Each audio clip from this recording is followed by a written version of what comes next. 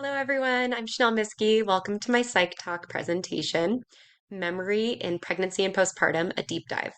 I'm doing my talk on an article that I felt personally connected to. It's about memory during pregnancy and the postpartum period.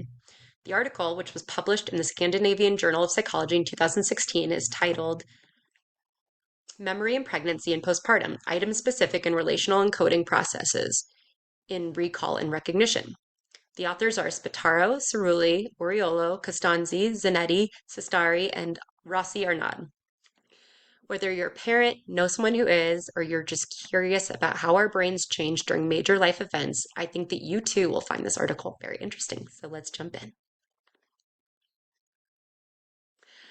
So what does this article explore? In essence, do pregnant and postpartum women remember information differently? And specifically, how do they encode it? Are they better at remembering specific details, or are they better at remembering how things connect to one another? The authors look at item-specific processing, which is when we recall each word uniquely, versus relational processing, which is when we group things together into categories. They use two memory tests, free recall and recognition, to assess these women's performances. What did they do? The researchers used a cross-sectional study with 61 adult women grouped into pregnant, postpartum, and non-pregnant control group. Each woman completed one of two encoding tasks. They were either rating how pleasant a word was or they were naming its category. Following encoding, the participants first completed a free recall test where they wrote down words that they remembered without prompts, which taps into their relational memory. Then they completed the recognition test where they had to decide if they were seeing words that they had previously been shown, which leans on item-specific encoding. This setup directly tests how memory encoding strategies are used across groups. All right, next, what did they find? The results were pretty interesting and supported their hypothesis that, as expected, pregnant women struggled more with relational encoding, meaning that they had more trouble with the free recall task.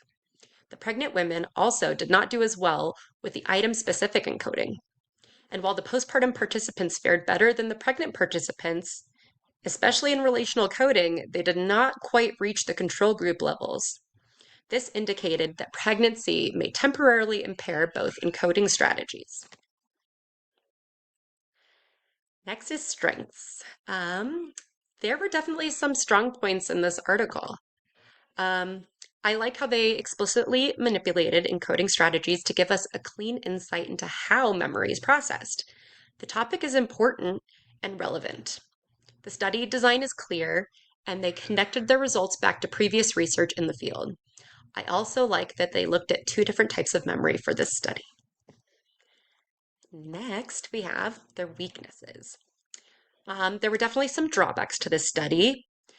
With around 20 participants per group, it's hard to generalize broadly. Also, because the design was cross-sectional, we can't track memory changes over time within the same individuals. Also, variables like sleep, emotional state, and hormonal changes weren't measured, all of which can hugely impact memory, especially for new moms. And effect sizes weren't reported, making it hard to judge the relevance of the findings. What was missing? There were a few notable omissions. I wanted to see longitudinal follow-up over pregnancy into postpartum.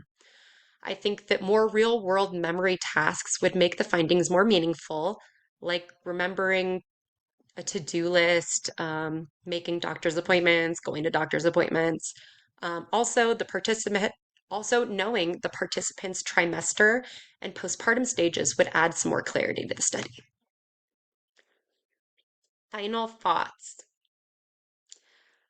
So what can we take away from this article? First, the idea of mom brain has some actual scientific grounding, not as a failure, but as a shift in memory processing. Pregnancy seems to temporarily impair both item-specific and relational encoding. There's a strong need for the follow-up research, especially using real-life tasks, a longitudinal study design, and a more diverse population. Our cognitive health as moms matters, and it deserves all of the same research and support as our physical health. Thank you so much for watching. I hope you learned something and that you've gained some new insights into the world of pregnancy and postpartum cognitive health. If you have any questions or thoughts, please leave a comment. Thank you again. Bye.